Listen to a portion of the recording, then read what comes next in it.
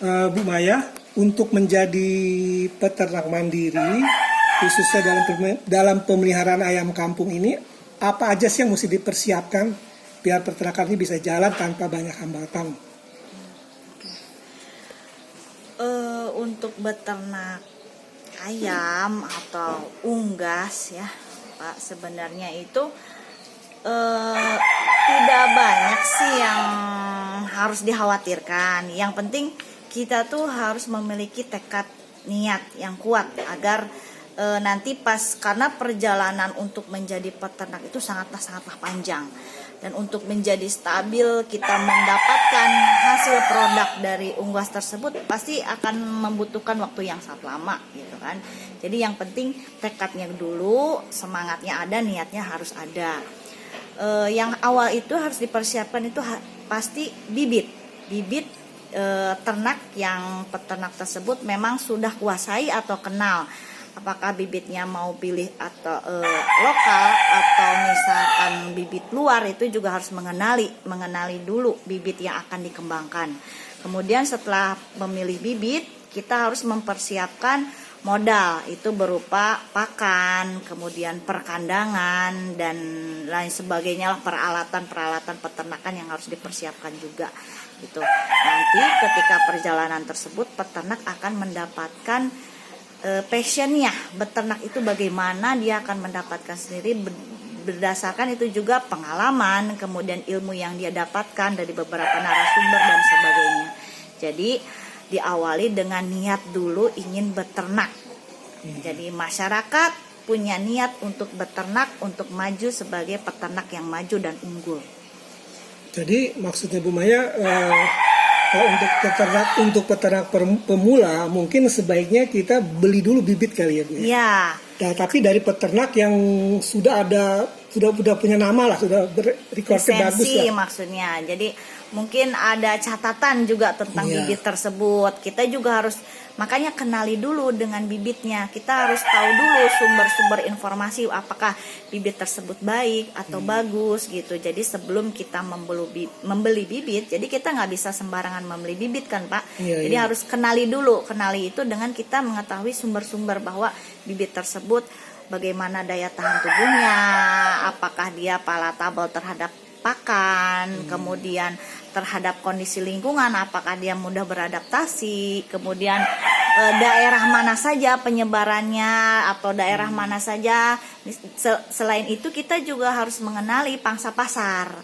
Kita punya bibit bagus, kita punya produk bagus, tapi kita tidak kenal pangsa pasar di mana, nanti kan punya bibit juga nggak untuk diterima, apa? Iya, diterima sama pasar. Artinya penting pasar. sekali ya Bu ya, kalau jadi kita nggak asal bibit itu bagus, tapi bibit itu juga harus diterima oleh pasar. Betul, ya, bibit tersebut harus diterima oleh pasar. Nah kalau menurut Ibu sekarang ini kan ada banyak kali Ibu bilang ayam kampung ini. Kira-kira bibit yang mana yang bagus ya, baik dari segi bobot, dari segi pertumbuhannya, dari segi produksinya. Kira-kira ada ayam sentul tadi bilang, ada lagi nggak kira yang ayam sentul sudah diterima di seluruh pasar di seluruh khususnya Jawa Barat deh? Iya. Kalau ayam sentul memang mungkin pertumbuhan bobot badannya tidak seperti ayam yang lain ya Pak ya. Misalnya Bu? Misalkan ada Joper. Oh Joper ya. Misalkan ada KUB, terus kemudian tadi ada sensi yang Bapak sebutkan, kemudian ada pelung mungkin ya. Tapi untuk ayam sentul ini pertama itu dia itu lebih adaptabel terhadap perubahan cuaca ataupun musim. Kemudian pakan yang diberikan dia tuh tidak seperti ayam broiler atau yang lain harus pakan pabrikan, tapi kita juga ayam bisa meracik sendiri. Bisa meracik sendiri pakan, sendiri. Iya, dengan sumber daya lokal yang ada di daerah tersebut. Misalkan kita bisa gunakan untuk daerah tersebut apa yang misalkan banyak terdapat di daerah tersebut, kita bisa gunakan sebagai sumber pangan atau pakan dari untuk ayam tersebut. Oh jadi nggak tergantung sama pakan pabrikan yang Betul. Harganya selalu naik ya Bu? Iya. Jadi kalau ayam sentul ini dia lebih mudah beradaptasi dengan pakan-pakan lokal ya, Iya, pakan apa hasil pakan dari lokal. yang ada di sekitar tempat kita itu ya Bu. Betul, betul. Kemudian kalau ayam sentul itu ditempatkan di kandang postal atau koloni, tidak seperti ayam pelung. Kalau ayam pelung selalu beradu gitu ya Pak. Memang ayam sentul juga ada beradu, tapi tidak seagresif ayam pelung. Gitu. Jadi mudah dikembangbiakannya itu. Jadi dia dikandangkan kan dengan bentuk apapun mudah, pakannya juga mudah beradaptasi dengan pakanan lokal yang ada di sana. Kemudian terhadap kondisi cuaca atau musim dia bisa bertahan hidup. Dan masih banyak keunggulan-keunggulan lain. Kemudian kalau di Jatiwangi kan belum disilangkan, kekenyalan, daging dan sebagainya, gurih dan rasanya pun masih asli ayam kampung. Tadi kan Ibu katakan ayam sentul ini bisa menggunakan bahan-bahan yang ada di sekitar lokasi tempat kita tinggal ya. Itu kira-kira untuk meracik pakan sendiri, kira-kira bahan-bahan apa aja sih yang baik, yang bagus dari segi protein, energi metabolisme juga yang untuk atau nutrisi lah untuk betul pakannya apa aja kira-kira Bu ya Ibu yang baik untuk perkembangan ayam sentul? Kalau untuk pertumbuhan, perkembangan banyak sih Pak yang bisa kita gunakan dari sumber daya pangan lokal itu, misalkan dedak ya Pak, jagung, kemudian ada peternak daerah Indramayu suka ada daerah pesisir dan lain juga ada yang gaplek sebagai sumber pangan. Kemudian dari ada hijauan lain yang mengandung protein yang tinggi itu indigo vera, azolla, kemudian hijauan itu. Iya betul. Kemudian ada lagi sekarang itu maggot yang sedang booming. Kemudian banyaklah Pak yang bisa kita ambil dari limbah, misalkan kepala udang juga bisa kita olah. Jadi kita racik menjadi dari beberapa bahan-bahan tersebut menjadi ransum gitu, kita campurkan. Ataupun misalkan ada yang produk limbah rumah tangga pun, misalkan kayak nasi aking gitu, bisa tapi diolah dulu, diproses dulu baru diberikan kepada ternak. Jadi tidak langsung kita berikan, tapi kita olah dulu baru kita berikan gitu, sesuai dengan periode umur. Jangan sampai kita berikan bukan pada periode umurnya, nanti akan mengakibatkan menjadi kematian karena salah kita memberi pakan. Sebenarnya bukan untuk periode ini kita berikan, nah itu tidak boleh gitu Pak. Jadi kita juga harus pandai memilih bahan pakannya. Kemudian kita juga harus tahu bahwa periode tersebut boleh tidak diberikan pakan tersebut gitu. Jadi menurut Ibu dengan kita bisa meracik pakan sendiri, tentunya kita bisa mendapatkan kos produksi ya, biaya pakan yang lebih murah tuh pasti daripada kita harus beli pakan pabrik ya Bu ya. Iya betul. Tadi kan Ibu bilang untuk beternak ayam sebaiknya kan dimulai dari kita beli bibit sendiri.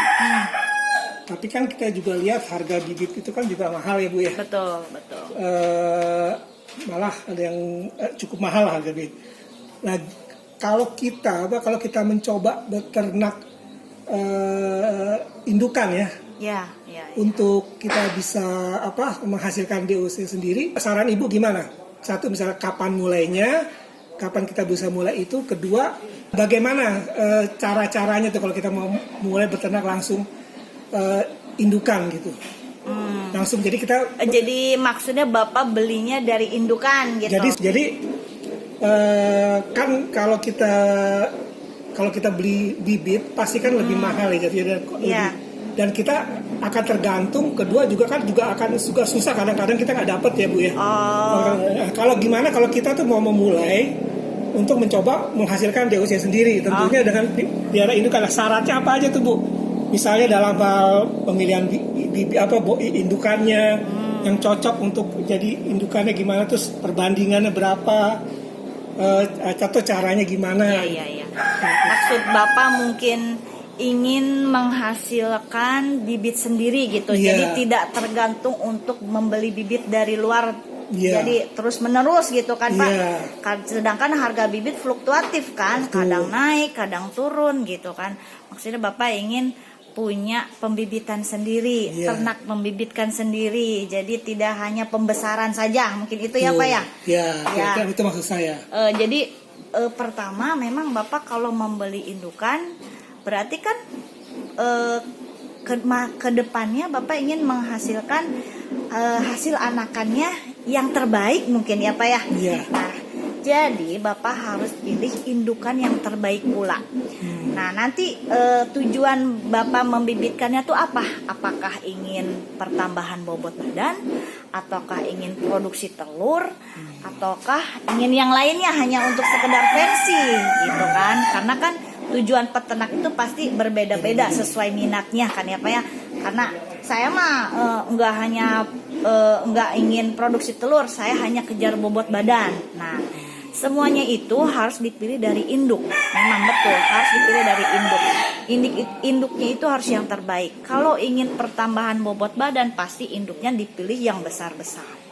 Ya kan Pak, dipilih yang besar-besar bobot badannya agar menghasilkan nanti anakannya dengan pertumbuhan bobot yang cepat, yang mudah gitu ya pertambahan bobot badannya. Tapi pertambahan bobot badan juga ditunjang dengan pakan. Ingat, jadi tidak hanya dari induk, tapi pakan juga. Jadi tidak hanya dari genetik, tapi ada manajemen di sana dan environment gitu kan. P sama dengan G plus E itu ada ya Pak ya. Produk itu kan sebenarnya ada banyak. Nah, nanti Bapak pilih induk-induk yang terbaik. Kalau ingin produksi telur, Bapak juga harus tahu indukan mana yang produksi telurnya yang bagus, yang tinggi. Kalau misalkan Bapak saya hanya ingin mengejar produksi telur karena dari bibit tersebut tidak dihasilkan produksi telur yang maksimal, ingin kawin silang, silahkan itu. Karena kan kalau peternak tidak dituntut untuk memiliki galur murni atau misalkan ternak murni, ya kan Pak? Karena peternak itu pasti komersial. Tujuannya apa ya? Dia mau ke daging misalnya. Dia bisa silangkan ayam ini dengan yang bobotnya besar. Walaupun nanti produksi telurnya jadi turun gitu, iya, nggak masalah buat karena tujuannya pedaging ya. Iya betul. Kalau ingin produksi telur ya nanti pilih bibit betinanya yang tidak terlalu besar biasanya karena akan menghalangi produksi telur. Gitu. Terus ini satu pertanyaan terakhir ya Bu Maya ya, sebelum Jumat ini kan kita mau sholat juga. Sebelum pertanyaan terakhir, nah itu kan saya juga pernah dengar ya, ada ayam itu kan ada grandparent stock, parent stock, sama final stock. Nah, apakah kalau kita mau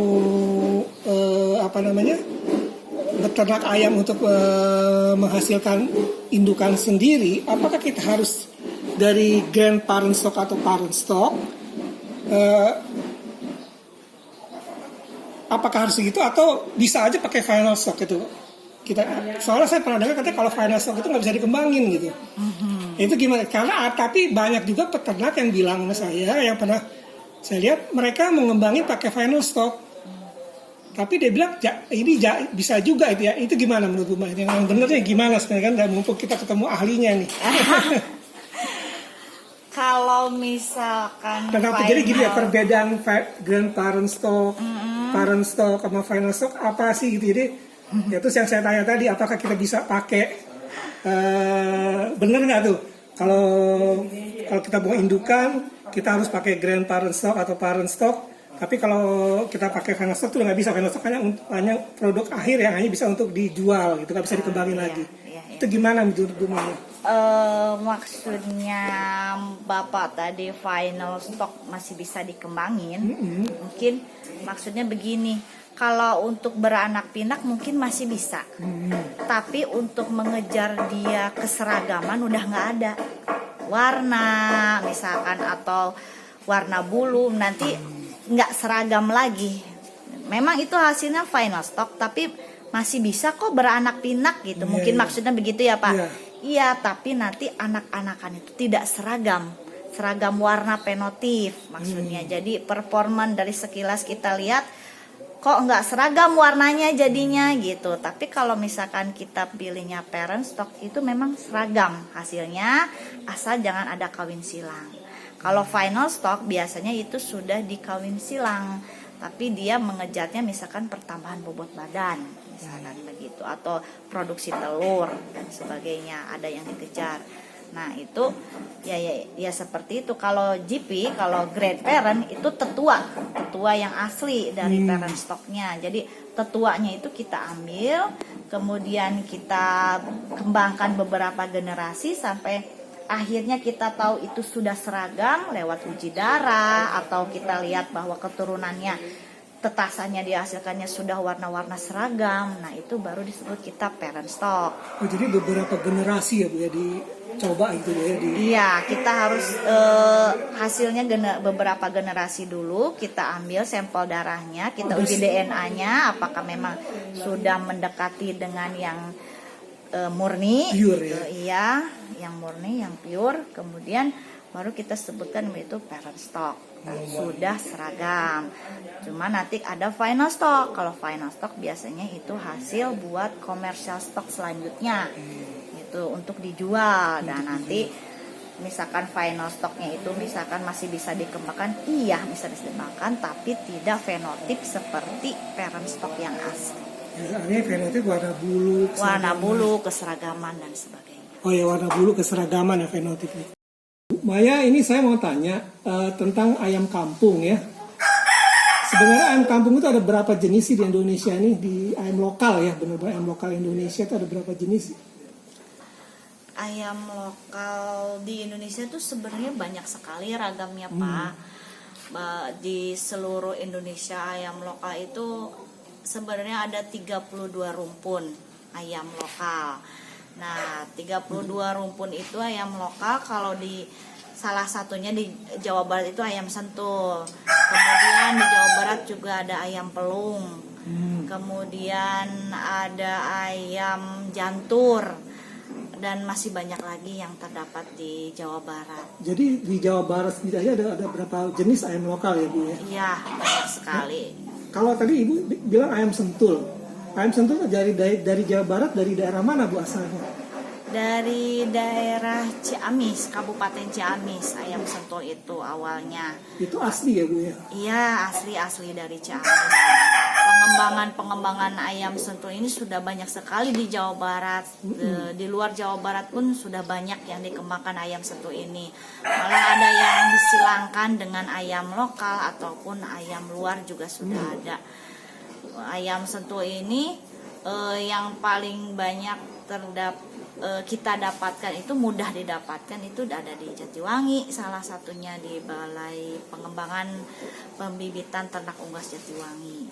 Tapi kalau misalkan asalnya memang dari Ciamis. Oh, jadi ayam sentul asalnya Ciamis tapi sudah dikembangkan itu artinya di apa? Diperbanyak. Oh, diperbanyak. Tapi tetap asli ya Bu ya, enggak rumputnya rumput asli gitu Bu ya? Iya, nggak ada persilangan dengan ayam yang lain ya? Iya, kalau di Jatiwangi kita memang asli dikembangkan. Jadi dulu pernah penjaringan dari Ciamis itu, kemudian dikembangkan sesuai aslinya. Jadi kita tidak pernah menyilangkan dengan ayam jenis lainnya gitu. Ibu Maya Fitriati, Master S2 dari Universitas Padjadjaran Bandung yang sekarang bekerja sebagai peneliti di BPPTU Unggas Jatiwangi. Dan sampai jumpa di video berikutnya.